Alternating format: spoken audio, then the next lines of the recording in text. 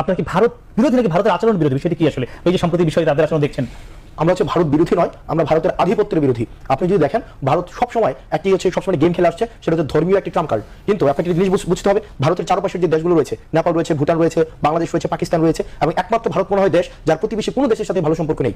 ভারত বিশ্ব মিডিয়াতে এমন একটি ন্যারেটিভ প্রতিষ্ঠা করতে চায় যে শুধুমাত্র যে ভারতে হিন্দু বেশি এবং বাংলাদেশে মুসলমান বেশি হওয়ার কারণে এই যে একটি কন্ট্রাডিকশন, এই কারণে হয়তো ভারতের সাথে বাংলাদেশের সম্পর্কটি খারাপ। বিষয়টি এমন না। নেপালে হিন্দু সংখ্যা, হিন্দু আধিক্য হওয়ার পরেও কিন্তু নেপালের সাথে ভারতের সম্পর্কটি ভালো নেই। সুতরাং আমাকে দেখতে হবে যে ভারতের সমস্যাটি কোথায়। ভারতের সমস্যা হচ্ছে ভারত হচ্ছে একটা আগ্রাসী রাষ্ট্র, তাদের মধ্যে এখনো পর্যন্ত কলোনিয়াল একটি মাইন্ডসেট রয়েছে এবং একটি আধিপত্যবাদের যেই ধারণাটি সেটি ভারতের মধ্যে রয়েছে, এবং ভারত সেই আধিপত্যের ধারণাটি আওয়ামী লীগের মধ্য দিয়ে সফলভাবে বাস্তবায়ন করতে পেরেছে। সেজন্য ভারতের সাথে বাংলাদেশের যে সম্পর্কটি সেটি রাষ্ট্রের সাথে রাষ্ট্রের না হয়ে বরং এটি হয়েছে ভারত এবং আওয়ামী লীগের সম্পর্ক। সুতরাং ভারতের এখন হাই টাইম এসেছে, ভারত এই তারুণ্যের ভয়েসকে প্রাধান্য দিয়ে তারা এখনই সিদ্ধান্ত নিতে হবে তারা কি আওয়ামী লীগের ল্যান্সে বাংলাদেশকে দেখতে চায় নাকি জনমানুষের ল্যান্স দিয়ে বাংলাদেশকে দেখতে চায়। যদি তারা এখনো পর্যন্ত আওয়ামী লীগের ল্যান্স দিয়ে বাংলাদেশকে দেখে তাহলে এটি তাদের সবচেয়ে বড় ডিপ্লোম্যাটিক ভুল সিদ্ধান্ত হবে। তাদেরকে জনগণের ল্যান্স দিয়ে বাংলাদেশকে দেখতে হবে এবং আমাদেরকে স্পষ্টভাবে এটি বলতে হবে যে ভারতীয় আধিপত্যের নিপাত যাক এবং ভারতীয় আধিপত্যকে আমরা আর আপোষকামী কোনো দৃষ্টিতে আমরা দেখব না। এই তরুণ প্রজন্ম শেখ হাসিনাকে আমরা বাধ্য করেছি পালিয়ে যেতে। আমাদের এই ক্ষেত্রে কিন্তু ভারতের এই যে শেখ হাসিনাকে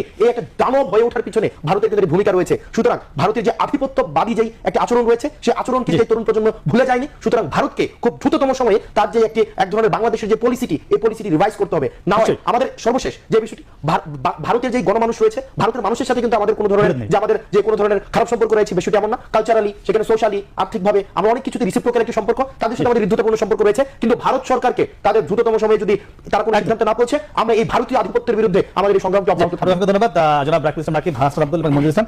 আপনাদের সকলের ধন্যবাদ। কথা বলছিলাম তিনটি ছাত্র সংগঠনের শীর্ষ নেতার সঙ্গে এবং তারা সকলে একমত ছিলেন যে বাংলাদেশে যে 24-এর গণঅভ্যুত্থান পরবর্তী বিজয় চলছে, এই বিজয়কে তারা তারুণ্যের বিজয় বলছে এবং এই তারুণ্যের বিজয় নিশ্চয়ই ধরে রাখতে আগামীতেও তারা কাঁধে কাঁধ মিলিয়ে দেশকে এগিয়ে নিয়ে যাবে।